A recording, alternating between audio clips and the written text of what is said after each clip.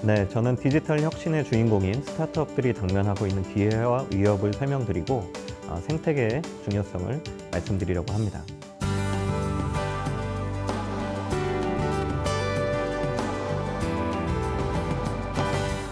저는 4차 산업혁명 이미 설명이 다 됐고 여기 계신 분들은 다 저보다 전문가이실 것 같아서 제가 생각하는 핵심적 키워드 두 가지만 좀 말씀드리고 싶습니다.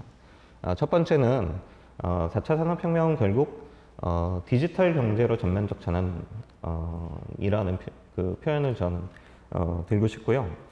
첫 번째는 95년도에 인터넷이 등장하면서 사실은 인터넷은 이제 80년대부터 이제 사용되기 시작했지만 저희 같은 이제 모든 사람들이 사용할 수 있는 인터페이스 월드와이드 앱이 상용화돼서 우리나라에서 쓸 수 있게 된 것은 95년 정도였습니다. 두 번째는 이제 모바일. 비로소 인터넷이 시간과 어떤 공간적 제약을 뛰어넘어서 언제 어디서든 우리가 접근할 수 있게 되어 있고 이 두 가지는 또 커다란 창업의 기회들을 제공을 해줬습니다. 결국은 인터넷을 기반으로 당시 이제 신경제를 형성하게 되고 2009년도에 이 모바일을 기반으로 현재 전 세계 스타트업 생태계가 형성이 됐습니다. 거기에 덧붙여서 2016년도에 알파고 충격 이러면서 이제 우리나라의 4차 산업혁명 이야기가 된 건데 이거를 저는 하나의 흐름으로 말씀드리고 싶습니다. 결국은 디지털 경제가 등장한 이후에 모든 산업 영역이 지금 디지털 경제로 편입이 되고 있고 가장 먼저 우편 저희가 등기라든지 택배를 보내는 용도 말고는 이제 더 이상 우체국을 전혀 방문하지 않듯이 그 다음에 디지털 컨텐츠 그리고 숙박, 물류, 금융 그 다음에 디지털 경제로 전환되기 어려울 것 같았던 법률, 자동차, 의료 이런 부분까지 이제 전면화되고 있는 그 상황을 여러분들도 잘 아시리라 생각합니다. 그래서 그 소프트웨어가 세상을 먹어치우고 있다라는 이제 2011년도에 유명한 그 컬럼도 있는데요. 이거는 이제 다른 그 파이낸셜 타임스의 다른 이제 데이터인데 마찬가지입니다. 여기는 이제 중국 기업들이 2007년에 안 나오고 있는데 2017년에 보면 애플, 구글, 아마존, 페이스북, 알리바바, 텐센트 이런 디지털 경제를 가장 잘 하는 혁신 기업들이 세계 경제를 주름잡고 있는데 이 기업들의 국적을 표시를 해보면 보시다시피 미국 기업 아니면 중국 기업입니다. 미국과 중국이 G2를 형성하고 지금 I2 이런 이야기들을 하는데 결국은 디지털 경제를 주도하고 디지털 경제로 전환을 주도한 기업이 세계 경제를 주도하고 그 기업을 보유하고 있는 국가가 세계 경제를 주도하고 있다는 말씀을 드리고 싶습니다. 두 번째는 스타트업이 혁신 성장을 주도하고 주인공의 역할을 하고 있다는 건데요. 앞서 보여드린 이 기업들도 잘 보면 여기에 있는 디지털 경제 기반의 인터넷 기업들도 잘 보면 창업한 지 그리 오래된 기업이 아닙니다. 애플하고 마이크로소프트 정도를 제외하고는 대부분 2000년대 초반 창업했거나 페이스북, 알리바바, 텐센트 창업한 지 10년도 안 됐죠. 스타트업으로 출발한 기업들이 불과 1, 20년 만에 사실은 세계 최고의 기업으로 이제 성장을 했다는 거고요. 구글 가서 언번들링이라는 키워드만 넣고 검색을 해보시면 수십 개의 그림들이 나옵니다. 이거는 이제 웨스파고라는 이제 그 금융기업의 홈페이지를 옮겨다 놓고 금융기업이 하고 있던 그 수십 가지의 비즈니스를 하나하나의 스타트업들이 어떻게 해체하고 있는가. 다음은 이제 페덱스 같은 전통산업, 물류산업에 있어서도 그 수십 개 이상의 스타트업들이 여기에는 이제 우버도 포함이 되어 있습니다. 스타트업들이 각각의 기능들을 해체하고 재구성하는 과정들이 있고요. 이렇게 이제 스타트업들이 그 역할을 하고 이 혁신을 주도할 수 있는 이유는 스타트업 하기가 훨씬 쉬워졌기 때문이죠. 사실은 디지털 경제의 특징은 뭐냐면 이 디지털 경제 전체가 축적한 어떤 그 자산, 경제적 가치 그 위에서 출발을 한다는 겁니다. 원점에서 출발을 하는 게 아니고 우리가 검색이라든지 이런 디지털 이 수단들이 보편화되고 스마트폰을 가지고 다니면서 우리가 증강된 지능을 가지는 사람이 증강된 지능을 가지듯이 경제에 있어서도 예전 그 2000년대쯤에 벤처 창업을 할 때는 누구 돈이든지 VC 돈이든 자기 돈이든 한 10억쯤은 모아야 창업을 할 수 있었습니다. 근데 지금은 사실은 그 시드머니, 그 엔젤 투자를 받아서 시작할 때 실리콘밸리에서조차 25,000불 정도만 가지고 그 창업을 시작하고 A 시리즈라고 해서 시장에 제품을 내놓을 정도 돼야지 겨우 뭐 1억이나 10억 정도의 추가 투자를 받는 상황입니다. 그게 이제 지금 뭐 책상 하나로도 창업할 수 있고 그 인프라도 구축할 필요가 없고 글로벌 플랫폼이 있고 소셜 미디어 시대고 또 돈도 예전엔 VC한테만 받았어야 됐지만 지금은 사실 크라우드 소싱도 있고 뭐 ICO도 있고 그 다양한 수단이어서 10년 전과 비교하면 10분의 1의 창업 비용 그리고 50배 이상 많은 인터넷 이용자, 디지털 소비자들이 전 세계에 그 수십억 명이 존재하고 이런 상황이어서 스타트업들이 사실은 혁신 성장을 주도하고 있는 것이죠. 그래서 요약하면 저는 이제 두 가지 키워드를 말씀드렸습니다. 그 4차 산업혁명은 결국 디지털 경제로 전면적 전환이고 디지털 경제로 전면적 전환을 잘하는 기업들이 결국은 세계 경제를 주도하고 그런 기업들을 보유한 국가가 세계 경제를 주도하고 있다. 그리고 그런 디지털 경제의 전환 과정에서 혁신은 왜냐하면 혁신은 기존 기업에서 일어나기가 힘듭니다. 지금 세계 최고의 기업 중에 하나인 구글이 지금 가장 이 캐시카우 역할을 하고 있는 게 지금은 이제 검색 엔진에서 유튜브로 넘어가고 있습니다. 우리나라 10대, 20대들 가장 많이 쓰는 검색 엔진이 네이버가 아니고 지금은 유튜브입니다. 전 세계 그 검색 엔진 1위가 구글이고요. 그 다음에 2위가 유튜브고 유튜브의 검색량이 전 세계 구글의 검색량의 절반을 넘어섰습니다. 유튜브는 10년 전에 구글이 인수한 스타트업입니다. 당시는 돈 먹는 하마라고 불릴 정도의 스타트업이지만 그거의 혁신성을 보고 구글이 인수를 해서 사실은 지금 구글의 성장 동력을 이어가는 그래서 결국은 혁신이라는 것은 기존에 없던 것을 만들어내는 거기 때문에 그걸 기존 기업이 한다는 것은 굉장히 어렵습니다. 결국은 스타트업들이 그런 역할들을 해야 되는 것이죠. 국내 스타트업의 혁신 성장을 위해서 몇 가지 구체적인 해결책이라고 보기는 힘들지만 저희가 반드시 좀 지켜나가야 될 원칙 몇 가지에 대해서 좀 제언을 드리고 싶습니다. 첫 번째는 혁신에 도전하는 스타트업을 위한 환경 조성, 당연한 이야기일 수 있는데요. 창업에 도전할 수 있는 환경이 중요하다는 게 우리나라 학생과 대학생, 그 중국 대학생의 졸업 후 희망 진로를 보시면 우리나라는 취업이 80%고 중국 대학생은 창업이 40.8%. 북경대나 이런 유명 대학교로 가면은 창업을 희망하는 대학생들이 90% 정도가량 됩니다. 저는 우리 대학생들 탓이 아니라고 생각을 해요. 왜냐하면 우리 대학생들은 아는 거죠. 우리 사회에서 리스크를 감수하지 않는 직업을 가지는 게 가장 좋다. 공무원, 전문직, 국가에서 발행해주는 라이센스, 의사, 변호사. 근데 그런 그 리스크를 감수하지 않는 사회는 이런 혁신 성장 국면에서는 성장할 수가 없는 사회인 것이죠. 두 번째로는 그 혁신을 지속할 수 있는 사회적 기반을 저희가 만들어야 된다는 말씀을 드리고 싶습니다. 사실은 지금 이 노동이나 소득에 대해서 4차 산업혁명이 진행이 되면서 굉장히 많은 변화들이 있습니다. 근데 지금 우리나라의 노동과 소득과 과세와 사회 그 기반은 이 산업화 시대에 한 사람이 하나의 직업을 가지고 하나의 그 소득을 평생 직장을 통해서 실현하고 뭐 60세 정도에 은퇴해서 노후를 하는 것을 가정하고 있는데요. 지금은 이제 경제 구조 자체가 달라지고 사실은 지금 여러 가지 플랫폼 또 자기가 가진 리소스를 다시 경제 활동에 투여할 수 있는 환경이 돼 있기 때문에 이제는 완전히 새로운 접근이 필요하고 디지털 경제에 맞는 사회적 안전망을 구축할 필요가 있다고 생각합니다. 그리고 기업의 사회적 책임도 4차 산업혁명 시대에 맞게 다시 정립될 필요가 있고 또 국민들이 4차 산업혁명 시대에 잘 적응할 수 있도록 인재 양성, 그 다음에 디지털 리터러시 부분을 우리가 신경 써야 된다고 봅니다. 스타트업과 혁신 기업들은 당연히 혁신의 주인공으로서 열심히 혁신할 수 있는 그런 시장 형성과 사회적 책임을 다하는 것이 필요할 것 같고요.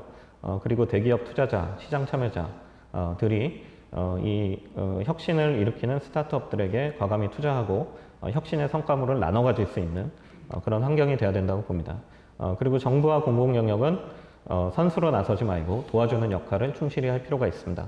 혁신을 장려하고 공공 영역을 더더욱 개방하고 그리고 혁신 인재를 만들고 공정한 시장 환경 만드는 부분, 그리고 우리 시민들, 국민들 역시 어떤 디지털 리터러시를 제고하고 또 건전한 시장 참여, 그리고 가능하다면 혁신 과정에도 직접 동참해서 각자의 역할을 다한다면 우리가 여러 가지 위협에도 불구하고 이 우리나라 스타트업과 디지털 이코노미 그리고 혁신 성장 4차 산업혁명에 잘 대응해 나가리라 생각합니다. 여기까지 말씀드리겠습니다. 감사합니다.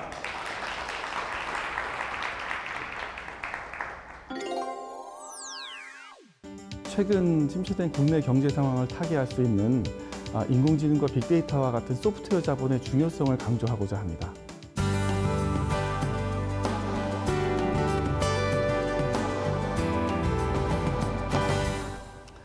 자, 그러면 그 디지털 혁신이 만들어가는 산업의 신풍경 세 가지를 말씀드리겠습니다. 기업이라는 것은 어떻게 탄생했는가? 기업은 시장에서 개인이 할 때보다 싸기 때문에, 기업의 형태로 있는 것이 더 싸기 때문에 기업이 탄생했다라고 보는 게 전통 경제학에서 기업을 설명하는 한 가지 이론입니다. 거래비용 이론이라고 하고 윌리엄슨이라는 사람이 주창을 해서 기업의 형태가 개인으로 거래하는 것보다 훨씬 더 싸다. 이것이 하나의 관점이고요. 또 하나의 관점은 기업으로 있을 때는 활용할 수 있는 자원이 많다. 개인으로 있을 때부터. 즉 뭐냐면 기업이 뭔가를 생산하려고 원자재 같은 걸 사가지고 뭘 만들어 팔면은 뭔가 항상 남는 게 있다. 그렇지 않겠습니까? 그래서 기업으로 있는 게 훨씬 더 자원을 활용하는 데 유리하다. 그것이 경제학에서 가지고 있는 기업을 바라보는 두 가지 관점입니다. 그런데 오늘 말씀드리려고 하는 이런 기업들 혹은 산업의 혁신 패턴은 이 두 가지 전제를 해체합니다. 이 두 가지 전제를 부정하고 있습니다. 그 첫 번째 이야기가 이제 태스크 베이스드 이코노미입니다. 우리나라 말로 하면 이제 과업 기반 경제라고도 할 수 있는데요. 사실은 원래 자급자족 형태의 경제 체제를 한번 생각해 보시면요. 자급자족 형태는요, 산업이 없습니다. 뭐든지 다 내가 만들고 내가 생산해야 되고 내가 소비하면 되는 겁니다. 그것이 산업혁명을 거치면서 업으로 분화됐죠. 그것을 우리가 1차 언번들링이라고 합니다. 언번들링은 이제 해체가 되는 거죠. 그래서 자급자족 경제에서 산업혁명을 거치면서 산업이 생기는 그것이 1차였다면 혁신을 하다 보니까 어떤 것들은 내가 굳이 안 해도 아웃소싱을 줄 필요도 있는 것이죠. 마치 마이크로소프트가 인도에다가 아웃소싱 주듯이 그게 2차 언번들링입니다. 그게 아웃소싱의 형태로 되겠죠. 근데 지금은 그것보다 더 세분한 과업 단위로서의 일들이 기업 밖에서 이루어집니다. 그것은 타스크 단위입니다. 그래서 지금 현재는 많은 태스크들이 기업에서 수행하는 것보다 외부에서 수행하는 게 훨씬 더 비용 경쟁력이 있습니다. 그래서 등장한 게 이런 기업입니다. 버거킹에서 햄버거를 옛날에는 어떻게 샀습니까? 버거킹에서 배달을 안 해주니까 버거킹이 직접 가야만 햄버거를 먹을 수 있었지 않습니까? 근데 이제 이 메시코리아라는 13,000명의 직원이 돌아다니는 이 기업이 버거킹을 배달해 줍니다. 버거킹의 햄버거를 배달해 줍니다. 그럼 버거킹은 왜 그걸 메시코리아한테 의뢰할까요? 버거킹은 왜 그랬냐면 언제 배달이 될지, 이 픽 타임이 언제인지, 아이들링 타임이 언제인지도 모르고 얼마나 주문할지도 모르는데 정규직을 고용해가지고 그 과업을 담당하기가 어려웠던 겁니다. 그래서 이런 불규칙한 수요에 대해서 과거에는 비용 때문에 대응하지 못했다면 지금은 모든 수요를 인공지능과 빅데이터가 처리하면서 아주 저렴한 가격으로 그것이 배달할 수 있게 된 겁니다. 이런 것들이 비단 이 메시코리아의 케이스만이 아니라 엄청나게 많은 스타트업들이 과거의 경제 기반에서는 비용 경쟁력 때문에 하지 못했던 것들을 다시 산업화시키고 비산업화되었던 것을 산업화시키고 비효율적인 걸 다시 효율적으로 만드는 그런 일들을 하고 있습니다. 그것이 우리에게 펼쳐지는 4차 산업혁명이 제시하는 기회입니다. 그것의 현상으로서 보이는 것이 이런 언번들링입니다. 페덱스도 그렇고 그다음 뱅킹도 그렇고 오토모바일도 그렇고 P&G 얼마나 많은 P&G의 화학 제품들이 있었습니까? 지금은 다 해체됐습니다. 그리고 허니웰도 그렇고 이런 것들은 너무나 많아서 여러분들이 구글에 언번들링 정말로 쳐보시면은 이 산업은 말씀드렸듯이 과업 기반 경제로 아주 빠른 속도로 해체가 되고 있습니다. 두 번째 포인트는 뭐냐면 밸류 컨스텔레이션입니다. 여러분들에게 익숙한 단어는 뭐였냐면 밸류 체인입니다. 밸류 체인은 뭐냐면 정해진 프로덕션 모드, 생산 방식에 기존에 갖고 있었던 자원들을 최적화시키는 겁니다. 그래서 R&D는 R&D대로 R&D가 R&D 할 때 마케팅하고 같이 연결하고 마케팅은 R&D의 목적이 시장에서 실현되도록 철저히 정해져 있는 생산 모드에 갖고 있는 자원들을 재배치하는 것. 그것을 얼마나 잘 재배치할까? 그것을 굉장히 리니어하게 배치를 하죠. 그래서 체인입니다. 체인은 굉장히 리니어한 거죠. 그런데 이제는 밸류 체인은 더 이상 시장에서 경쟁력을 갖기 어렵습니다. 저희가 이제 카카오의 AI 스피커라든가 아니면 아마존의 스피커한테 나 태국에 놀러 가려고 그러는데 나한테 서비스를 해줘. 그러면 태국의 어느 호텔에서 자야 되는지 어떤 차를 빌려야 되는지 어느 지점을 어떤 동선으로 가야 되는지를 AI 스피커가 저한테 알려줍니다. 그런데 만약에 제가 그걸 알으려면 이 세상에 있는 수많은 웹사이트를 다 검색해야 되고 그 비용을 다 저희가 뽑아가지고 견적을 내야 되고 그래야만 알 수 있습니다. 제가 어마어마한 노동력을 투입해서 알아야 되죠. 그런데 그랬다고 해서 제가 최적의 조합을 알아내기는 더 어렵죠. 워낙 많은 정보가 있으니까. 그때의 경쟁력은 비용 경쟁력이 아니고 AI가 만들어내는 그 가치의 합. 그것을 사용자가 수용하느냐 마느냐의 경쟁력이 되는 거죠. 이제는 가치의 경쟁력이고 가격의 경쟁력은 아닌 사회가 도래하게 되는 겁니다. 이 컨스텔레이션이라는 단어 자체는 어떤 단어냐면 스텔라가 별입니다. 별. 그 별이 컨하게 있는 겁니다. 즉 뭐냐면 굉장히 무질서하게 있었던 별들이 어느 순간 은하수를 만드는 그래서 갤럭시 체계를 새로 만드는 그런 단어입니다. 그것이 디지털이 만들기 때문에 그 단어를 디지털 컨스텔레이션이라고 하는 단어를 쓰는 겁니다. 굉장히 새로운 단어인데 이제 앞으로 밸류 체인을 대체할 그런 새로운 개념입니다. 카카오도 그래서 카카오의 플랫폼을 넘어가는 서비스들을 연결하는 AI 에이전트를 만드는 거죠. 더 이상 우리는 스피커를 스피커라고 하지 않고 에이전트라고 하는 거죠. 나 대신 디지털에 펼쳐져 있는 수많은 가치를 나의 경험과 나의 수요에 의해서 재조합해 주는 것. 이것은 아마존도 마찬가지로 그렇게 경쟁력을 확보해 나가고 있습니다. 그리고 그것이 이제 우리가 바라봐야 되는 디지털 산업이 만드는 새로운 풍경 두 번째 관전 포인트입니다. 자, 세 번째 관전 포인트는 이코노믹스 오브 레지듀얼입니다. 원래는 우리가 갖고 있었던 기본적인 경제학적 개념의 그 경쟁력은 뭐였냐면 이코노믹스 오브 스케일 혹은 이코노믹스 오브 스코프죠. 규모와 범위의 경제에서 우리는 경쟁력을 얘기했으나 이제는 그것과 더불어 이코노믹스 오브 레지듀얼을 얘기해야 될 상태가 됐습니다. 이거는 한국말로 굳이 번역을 하자면 뭐 자투리 경제 정도 될 것 같습니다. 처음에 스타일란다는 동대문 일대에 펼쳐져 있는 자투리 천들을 모아서 이걸 기역자로 받고 니은자로 재단하는 인공지능 기반의 로봇 미싱을 만들어 가지고 자투리 천들을 모아서 원래는 3,500원의 시장 경쟁력이 있었던 시장을 1,500원에 시장에 진입하고 지금은 자투리 천으로 만든 티셔츠뿐만이 아니라 온갖 패션 제품을 다 만드는 플랫폼으로 성장을 했죠. 이 스타일란다의 최초의 경쟁력은 그동안 비용 경쟁력 혹은 굳이 활용할 그 자원이라고 여겨지지 않았던 그런 자투리 천들을 모아서 경쟁력을 만드는 데 있었습니다. 이것은 이제 자원 차원에서의 그 이코노믹스 오브 레지듀얼이죠. 이 이코노믹스 오브 레지듀얼이 실제로 마켓에서 경쟁력을 갖게 하기 위해서는 이것을 모아서 이것을 프로덕트화할 때 비용이 적게 들어야 됩니다. 그것을 실현시켜 주는 게 인공지능과 빅데이터와 그리고 로봇에 기반한 자동화 기술인 거죠. 그 다음에는 공간 차원에서도 벌어지는 이런 것들을 산업화한 기업이 있습니다. 이건 스위스팟이죠. 스위스팟은 이제 단어가 영어로 해서 그렇지 국내 기업입니다. 이 건물도 마찬가지로 어느 공간이나 자투리 공간이 있습니다. 활용되지 않는 거죠. 안내데스크 옆에 혹은 엘리베이터 옆에 한 평, 두 평이라도 공간이 있습니다.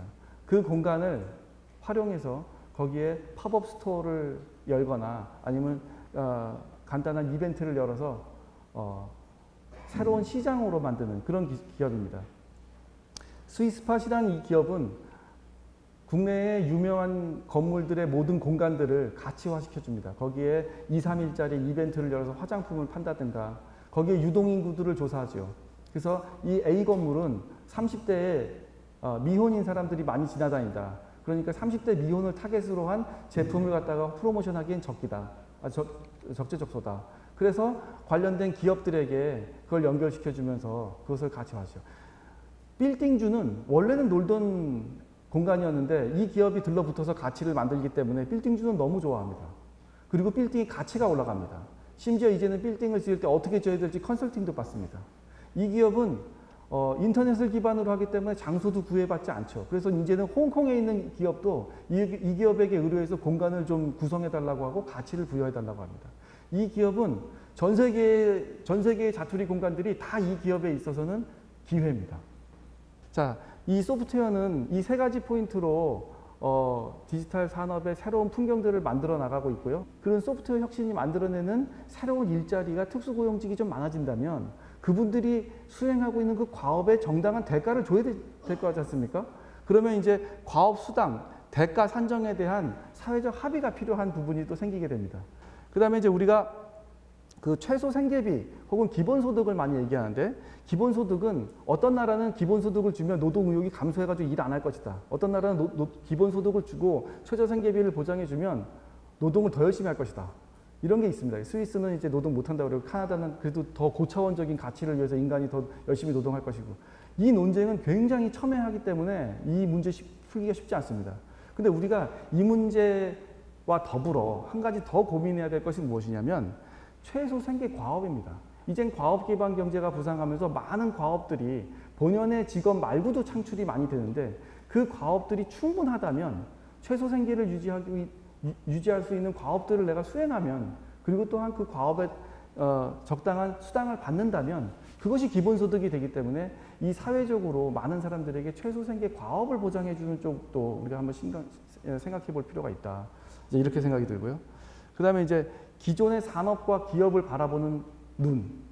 그것은 제가 말씀드렸듯이 비용 경쟁력과 그 다음에 이제 자원 활용론 이 두 가지인데 그거 말고 우리가 또 보는 제3의 논. 그것이 이제 필요하다고 말씀드렸죠. 그 대기업과 중소기업으로 나누는 비율. 한번 가만히 우리가 다시 한번 생각해 봐야 됩니다. 대기업은 다 때려 죽일 기업이고 중소기업은 무조건 우리가 보호해야 되는가. 이제는 그 대기업, 중소기업의 어떤 그 대결 구도에서 혁신을 하느냐 못하느냐, 혁신 기업이냐 비혁신 기업이냐, 혹은 사회적 가치를 누가 더 많이 만들어주는 기업 형태냐, 이것에 따라서 우리가 그 가치 보장과 제도적 지원과 이런 것들을 좀 해야 되는 시기가 된 거 아니냐. 이제는 중국도 과거에 그렇게 얘기했지만 흰 고양이든 검은 고양이든 쥐만 잡으면 되는 거 아니겠습니까? 그리고 사회적 가치를 만들고 우리들의 디지털 혁신을 견인하면 되는 거기 때문에 그것을 그 크고 작음에 따라서 우리가 구분하는 시각은 한 번쯤 우리가 한번 고민을 해봐야 되는 거 아니냐. 이런 생각이 들고요. 그리고 이제 그 디지털 혁신을 견인하는 수많은 스타트업들이 있으니까 굉장히 창업을 지원해야 된다라고 얘기해서 창업 지원 쪽에는 많이 정책이 몰려가 있는데 창업과 더불어 흥업도 중요합니다. 업을 창하는 것도 중요하지만 업을 흥하게 하는 게 더 중요할지도 모릅니다. 그러면 흥업에 관련된 지원은 뭐가 있냐? 사실 그 스타일란다가 굉장히 컸지만 결국 그 로레알의 매각을 한 거는 업을 흥하게 하고 자꾸 투자를 받으니까 경영자의 지분이 계속 쪼그라듭니다. 그래서 결국은 경영권 방어가 어려워지기 때문에 특히나 투자를 많이 받으면서 스타트업이 폭발적인 성장을 해야 되는 시기에 경영자가 경영권을 이렇게 위협받을 정도의 지분이 하락을 한다면 누가 업을 흥하려고 노력을 하겠습니까? 결국 그래서 좀 지금 뜨거운 감자이긴 하지만 차등의결권 제도 같은 그 창업자의 경영권을 보장하는 제도들을 우리가 한번 적극적으로 도입할 필요가 있다고 한번 생각해 볼 필요가 있는 주제인 것 같습니다. 그 다음에 이제 기존 기업의 디지털 전환도 굉장히 많이 강조했는데 기존 기업이 자기와 익숙한 것과의 결별을 통해서 새로운 걸 도입하는 것은 정말 쉬운 게 아닙니다. 그래서 이제는 기존 기업의 디지털 전환도 많이 강조하지만 더불어서 새로운 기업의 수용과 도입 이것도 우리가 좀 한번 생각해 봐야 됩니다. 근데 지금 사실 그 택시 공유제 같은 것들도 뭔가 우리가 새로 좀 도입하려면 기존 기업과 기존 이해 당사자들의 강력한 반대가 있기 때문에 우리 사회가 좀 더 수용하고 도입하는 것에 좀 약한 면을 보이고 있습니다. 그런 차원에서 우리가 좀 새로운 형태의 기업과 산업을 우리가 좀 수용하는 쪽으로 그 사회적 그 이해관계자들의 어떤 그런 그 담대한 합의가 좀 필요한 시점이 아닌가 이렇게 생각합니다.